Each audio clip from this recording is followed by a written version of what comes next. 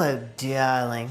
This is River Roaring, celebrating the luminous life force in us all.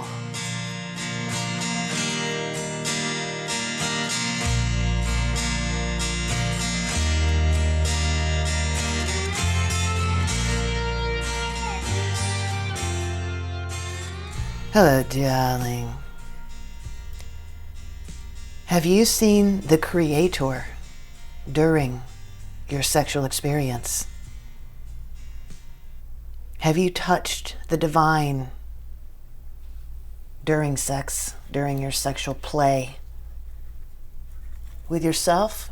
And today I'm really talking about with a partner. You know, I have been on a journey that started with trial attorney and lobbyist for over 20 years with my own law office, downtown Austin, Texas, right by the old courthouse. Back when it was awesome and fun being a lawyer because everything was in person and we interacted in person constantly. It was really awesome. And my office was there by the courthouse, and right between the courthouse and the Capitol. I could walk to both of those. And during that time, I had no idea about what this podcast is talking about, really whatsoever. I was very mental, very focused in the mind. I was very busy changing the material world around and pushing and pulling things around in the material world all day long.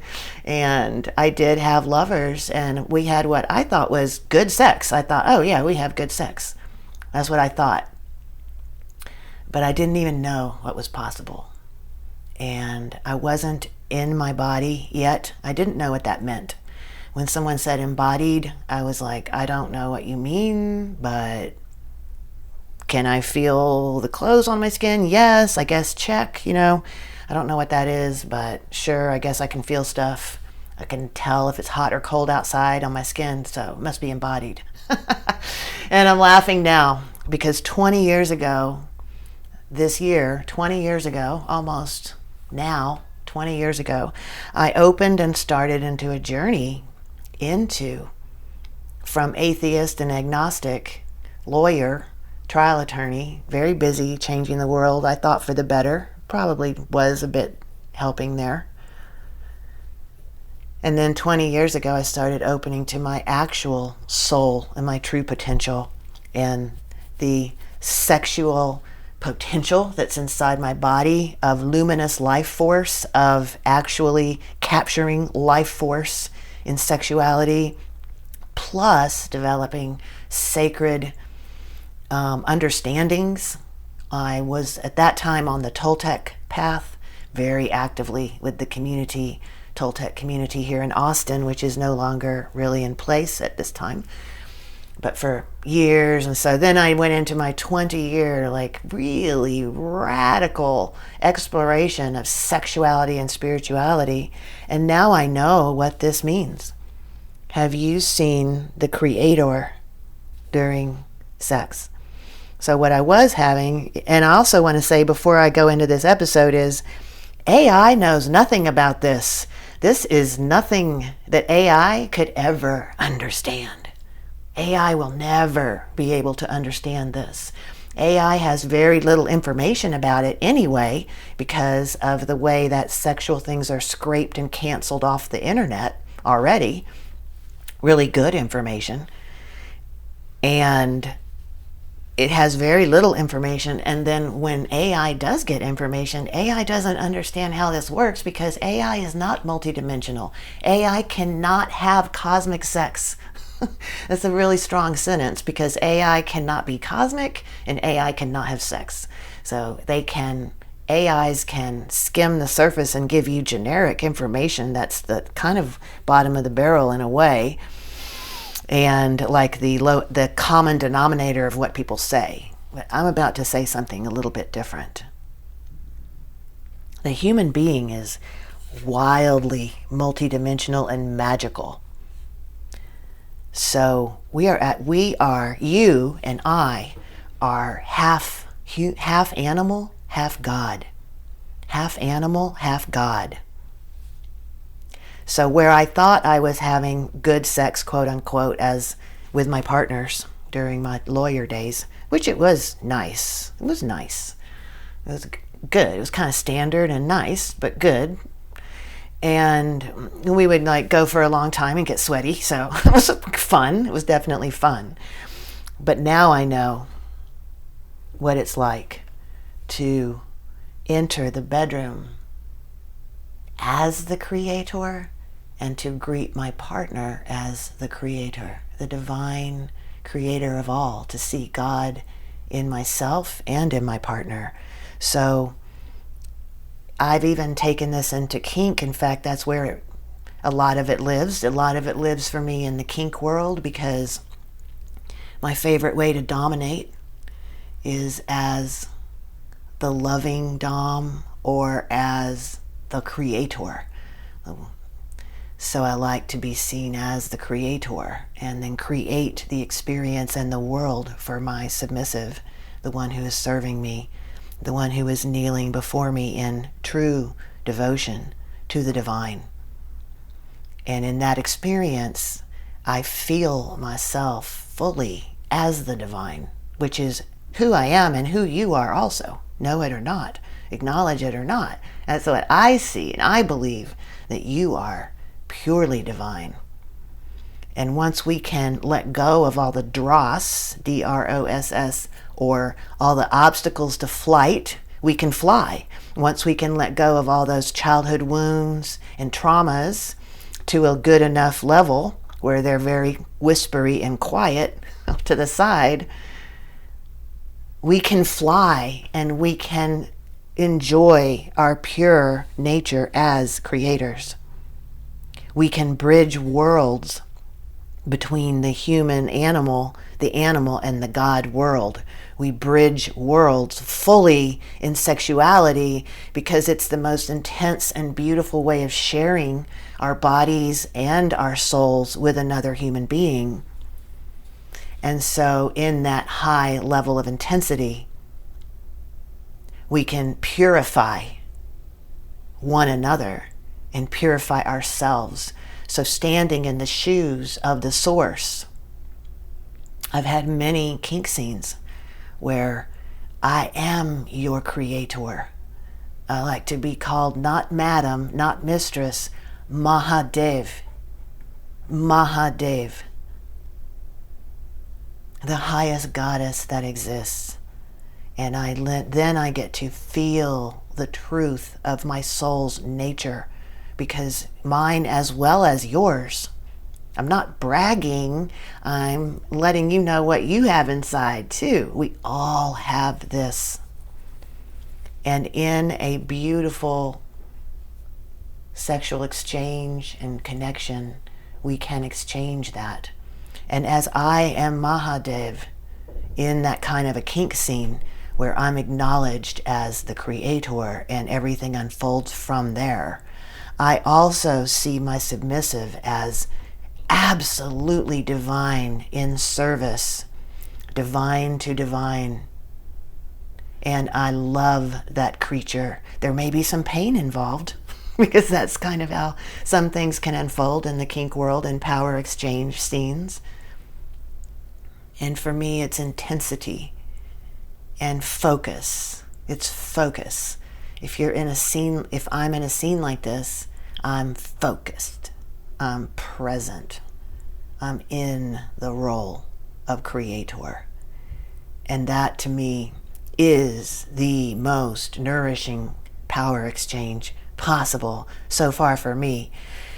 I often say with my clients, like my clients will make great transformations and strides, and I'm watching them like totally change who they are and like really stand up and walk taller, become sovereign, walk confidently through the universe. And I often say, this is almost as happy as I could possibly get watching you transform. And always in my mind in the back is the ultimate happiest I get is in a divine union sexually with my mate, my king, my queen. It's when we rise to the level of I cherish you as a sacred being. I look in your eyes and I see God. And God to God, divine to divine, we will interact. So I've talked about the kink scene where I really, really enjoy this kind of role play. And by the way, I super enjoy also the divine and devoted service role in the kink. So if with my partner, who I fully honor as the divine, I completely am happy, and really not just happy, blissful, and all my cells are on fire when I serve in divine service to my king, to another Mahadev. So in kink, we power exchange through negotiating and talking about it, and we create our scenes that we're going to have together. So I love to create scenes where I am dominating or leading or directing, because it will be for me. What will unfold here will be for me, the creator. And my partner will serve. And I also love the other side and have spent years and really achieved beautiful divine service. I love serving a human being who I believe is the most beautiful creature on earth. My king. Yes, I bow, I kneel before you, my king. Yes, I bow before you because I fully, deeply, deeply love and honor you. From one divine being to another, how may I serve thee today, my king?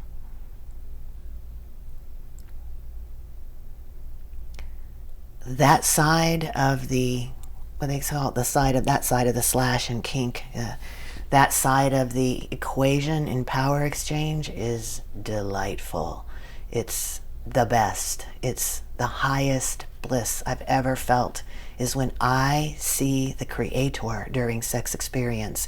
Either we've negotiated it in a BDSM situation where we have negotiated, I am your queen, I am your Mahadev, I am the creator of all things, and I want something right now in service. I want your service, and I want to create an experience that raises our connection inside the divine where you're serving me. Or I will kneel before you and serve you in that kind of atmosphere and state of being.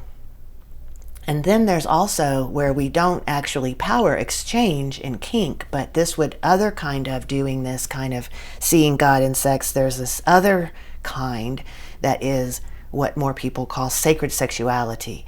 And we are equals. We're divine equals meeting in the bedroom, in the bed chamber.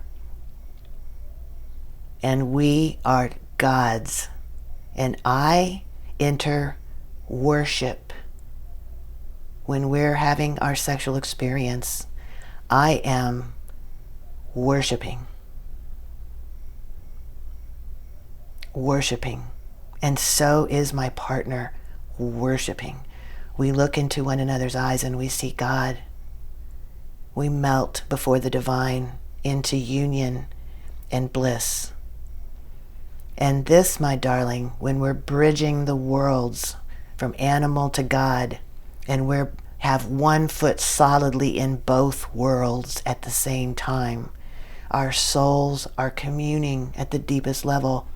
And this, my darling, is as good as it gets for me in life. Yes, I'm like, this is as good as it gets for me. This is the best. This is as high as I get. And I like to create situations where that experience lasts as long as it can. So next I want to talk about, hey, River, how do I do that? You know, like, hey, that sounds kind of cool. How do I do it? So how do I do that, River? How would we do that? Well, how would I seek God during my sexual experiences? Do you see God outside of your sexual experiences? Would be the first question there. Do you see the Creator in everything around you when you're not in the bedroom? Because if you want to have the actual genuine experience of what I'm talking about, it would mean really opening to seeing the Creator in all things at all times. And then walking into the bedroom isn't quite such a shift, right? So it actually could start with setting an intention to broaden your horizons. If you don't currently see the Creator in everything around you, number one, do you have to? No. You get to choose whether you want to go down this path or not. It's not better or worse, it's just an option. If you choose this option, then there's sort of a deep journey toward broadening your horizons in all directions that could last a lifetime. And there are also some things to do to bridge the worlds sort of on the moment-by-moment basis, just a place to get started, right, on the footpath. So, first of all, check in is, do you see the Creator in all things? Do you want to do that? And just simply set an intention. I want to broaden my horizons to new parts of the unknown. Of course, when we're broadening our horizons, that means we're going to walk into the unknown. So the very beginning step is to say, I'm willing to walk into the unknown and broaden my horizons. That itself could be a beautiful thing to look at in yourself if you're ready for that. And if you are, the journey to seeing the Creator everywhere does start with self-love. It does start with self and seeing the Creator in yourself. So what I'm describing here is a really beautiful, long spiritual journey of bridging the worlds so that you have one foot in the material world, one foot in the unseen, one in the seen, one in the unseen. And it starts with this deep soul work of self-love and broadening horizons to see the Creator and see the divine in yourself and your miracle that is you. And then there's a journey to say, well, I'm not able to do that. Well, what's in the way? Now that could be a really beautiful lifetime journey. What's in the way of me loving every single part of myself? I've been on that journey for 20 years, and I'm not going to say I'm there all the way, but I'm really a lot more than I used to be. And so I can acknowledge the divine in myself at a very high level now. And that is a journey. And there are also some things to do, just footsteps on the footpath. And one thing about the journey into divine sexual union is that I see it as a balancing act between keeping my feet on the ground and spanning my wings in the air. Feet on the ground, grounding, wings in the air, flying. And I see the journey towards sexual sovereignty, which is your own free choice over your sexuality in your body, the freedom from external control. And I see the journey towards sexual sovereignty as being willing and able to handle these powerful energies that come through. Please pardon me for having something in my throat here. So, feet on the ground, wings in the air, a balancing act. I'm going to walk this path toward the magical land, toward the magical land of divine, holy union with another, worshipful experience, transformational experience sexually with another. That's the magical land. And so once you've decided to walk down the path toward the magical land, it's a balancing act. Remember, it's a balancing act now between grounding down and really focusing on one world, which is who you are right now in this body, and getting into the body and grounding, feet on the ground, and putting your wings in the air and flying into the unknown. I'm saying a balancing act because for 20 years I've been on this path. It's very beautiful. And as I fly higher up into the air, I have a need to balance by coming back and grounding to a balanced amount of coming back to myself.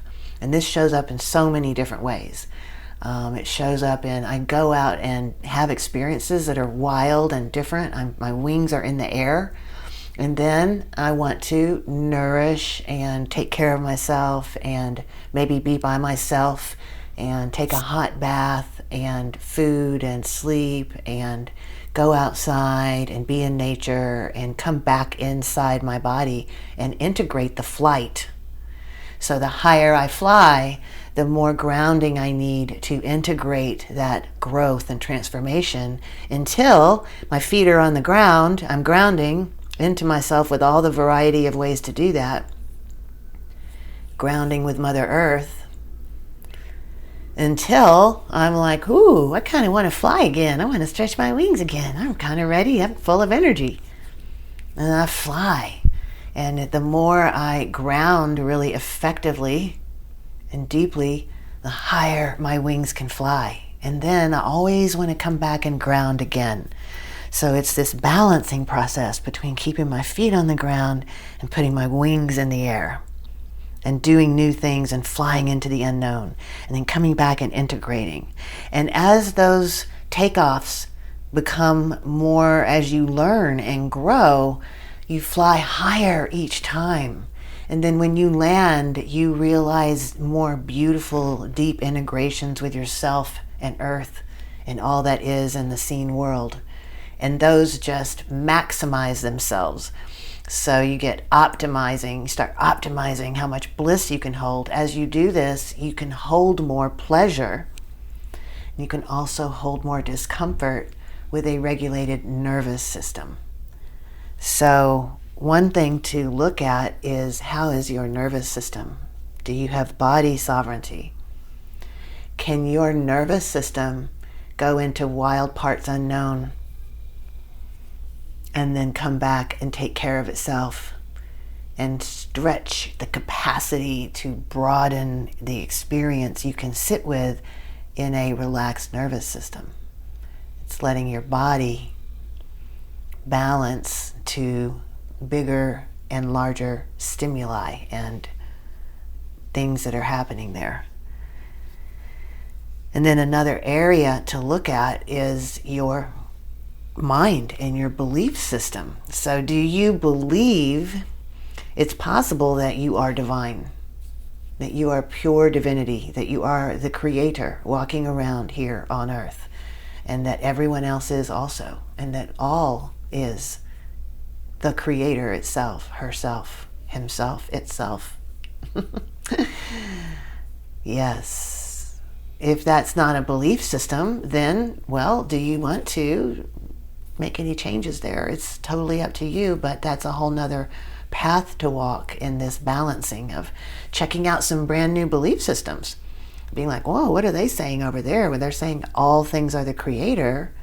What is that all about? Checking out and flying, and then coming back and grounding and being with yourself and your body and Mother Earth and going, what feels true for me out of these new ideas that I came across? Integrate them in, feet on the ground, and be with them. And like, how do I feel about those? I like this one. I don't feel resonant with this one. My heart knows this is true, even if I can't picture it yet. Do I want to rearrange my belief system a little bit to start to accommodate what I would need to believe in to be able to see God during sex or worship the divine in all things? And then there's an emotional body to take stock of. Are you emotionally ready to handle something like understanding you are the creator and so is your partner? Or are there emotional blocks such as shame, unworthiness, I don't deserve, I'm too small for that, fear? then there's work to be done there through flying into more experimentation with emotional situations. Wings in the air, flying and getting into a maybe slightly risky emotional situation, but breathing through it and knowing this is growth. And then coming back and put your feet on the ground emotionally and get your favorite food and take care of your body and touch earth again and be with yourself and integrate the emotional flight so that you're expanding your emotional range as you sit with your growth every time you come back and put your feet on the ground. And as we clean ourselves through this work of looking at whether I can hold a relaxed nervous system in a bunch of different situations, whether my belief set allows me to have that kind of a sexual experience, whether my emotions can handle that reality.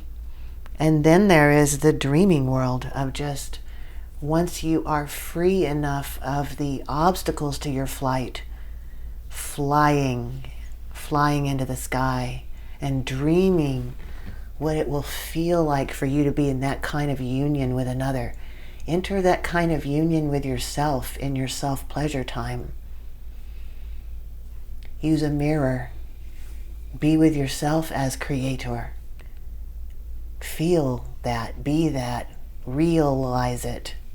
Make it real by realizing that you are the creator. And all of this is like this long spiritual path, and also very doable for you and me and everybody, because we are magical, multidimensional humans. So this is a choice if you want to walk down this path. No judgment from me whether you do or don't. I will tell you that my most blissful moments in my entire life, and transformational and deeply spiritual, have been in the throes of divine sexual union where we are both in worship. It's psychedelic for me. It's very psychedelic and very deeply transformational at the soul level to bridge these worlds between the sacred and what some people call the profane. So, my darling, how does all this sound to you?